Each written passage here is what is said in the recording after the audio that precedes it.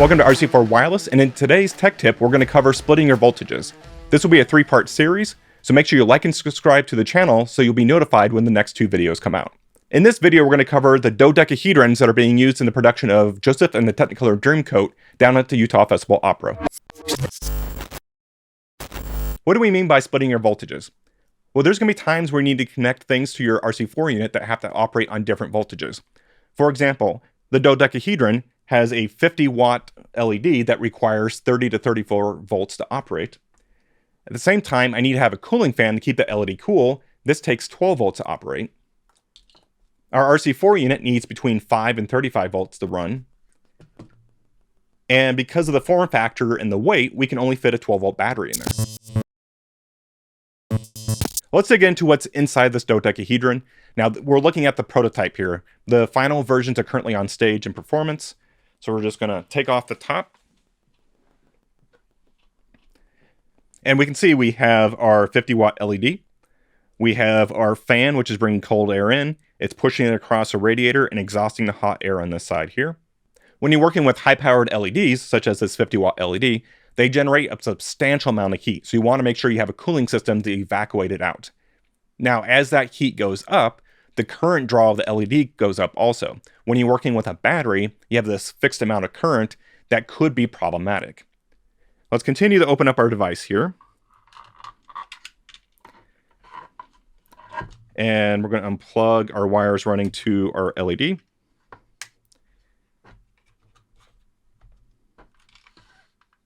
And we're going to unplug the wires running to our fan here. That way we can get the top out of the way.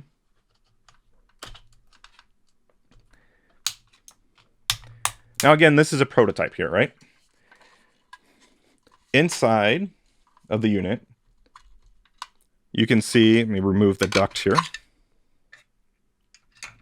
We have our cooling fan, which is blowing through our radiator, and the duct helps direct the air out the top. We also have our brand new RC4 Wireless DMX2 Micro XB. This is their new, very small 2-channel dimmer. Great thing is it's compact and it can handle a substantial amount of current. Off to the side here, we have our resistors.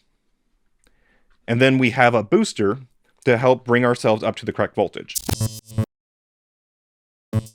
Let's trace our wiring. We're going to follow the positive of our 12-volt battery here. So that's our red wire. We're going to follow that long. That positive is coming down to our Wago connector right here. That Wago connector is splitting that voltage up to one, our fan. It's going to the positive of the 12-volt fan. And then the other part of it is going over to our booster, which is boosting us up to 30.8 volts. Our booster's positive output is coming back over to our DMX2 Micro XB. Now let's trace our negative from our battery. We've got our negative here. It's coming along. Our negative is actually going all the way over to our booster, and then it's heading from the output of the booster back to our DMX2 Micro XB. So we've traced it that far. Now let's look at the outputs of our micro. Dimmer A is running directly to our LED. Dimmer B is running directly to our fan. Something to keep in mind with wireless dimmers, such as RC4, the dimming is done on the negative terminal, not the positive. That's why we can connect the fan's positive down here to the 12-volt terminal and then connect the negative to our RC4 unit and still keep our fan at 12 volts. That's where we're splitting our voltage off. Now the positive for the LED is coming off of the positive of dimmer A. It comes around to this Wago. It's passing through our resistors and then runs up to our LED. We don't need much resistance for this particular LED, and so we're running about 0.5 ohms. And we actually doubled up our resistors to split up the load. That way we're not generating as much heat inside this box here.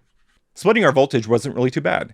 You want to make sure you label your connectors so you plug them into the right slots, because you really don't want to plug that 12-volt fan into that 30.8 volt output. That fan will work really well for a very short period of time. The DMX2 Micro XB, in addition to voltage splitting, gave us the power and flexibility that we needed to create an impactful storytelling tool for Joseph. If you have any questions about the dodecahedron or any questions about voltage splitting, please drop a comment down below. Stay tuned for parts 2 and 3 of this series, where we cover how to set up fairy lights with your RC4 unit. Thanks for joining RC4 Wireless.